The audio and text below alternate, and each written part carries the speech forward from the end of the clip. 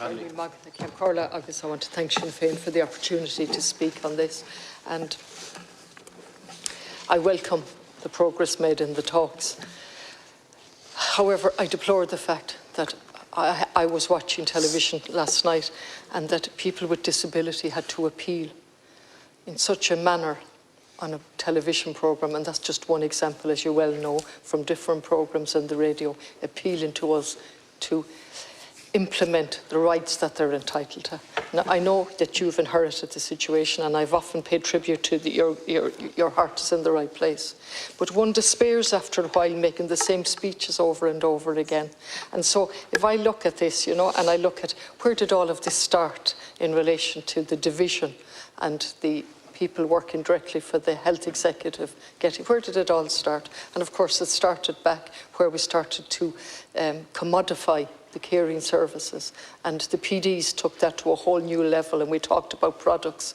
And I say that from experience of 10 years sitting on the Health Forum, where Fianna Fáil unfortunately was led by the PDs in relation to the privatisation of our services, and the figures speak for themselves now. For nursing homes it's 80-20. 80 private and 20. Similarly with the home care and with all of our services. And then we have sourced them all out to the non-profit sector and the profit sector indeed.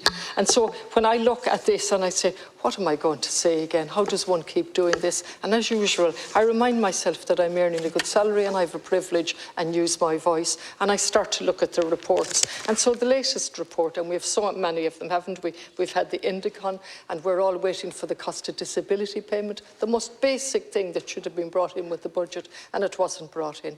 And we know the price that goes right up, the estimate from Endicon up to 12,000, 13,000 a year if somebody has a disability. And all this opposition asked for was at the very least to bring in the cost of disability payment. That isn't a reality. So then I look at the TAS, the think tank, along with the Wheel, and they give us a background, which is the latest report, but there's a whole history of reports. And so they tell us in 2018, the executive of the Wheel pointed out that there was a chronic trend of losing staff and being unable to retain staff.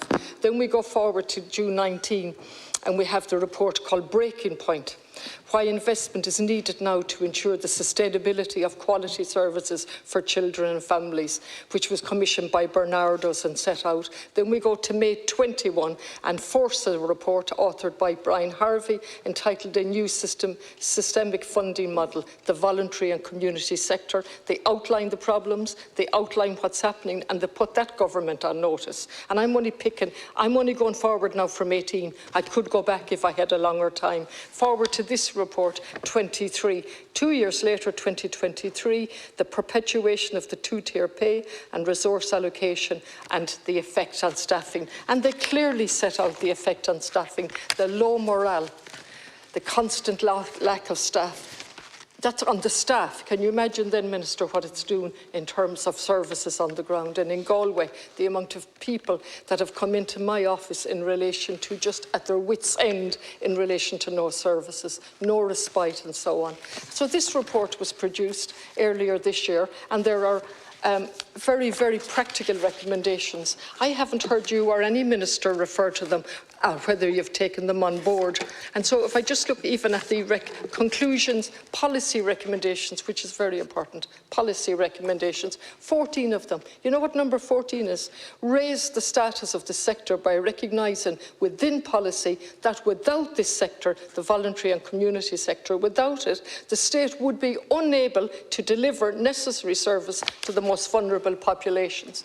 Now, I'd like to move away from the words vulnerable and victims, and people that deserve services as of right. That's why we pay taxes, so that we can have a country that provides services as of right. How many more reports do we need? Maybe you could deal with the policy and the policy recommendations from this report, which talks, as my colleague did, essentially to provide funding for pensions, training, travel and other costs to make the not-for-profit work in the delivery more attractive. So I believe that these services should be provided by the state, but a decision has been made to use the community and the voluntary sector, which is difficult enough for me when the state is abdicating and pushing it out. On top of that, they to helping the profit companies to make more profit. So I would like any changes that are made with the view to having a long-term, sustainable, not-for-profit services. I don't know why we have to keep setting up services with more CEOs and so on, but that's the position we've arrived at, and at least they're non-profit, a substantial number of them. I'm over time, so I'll stop. Sorry.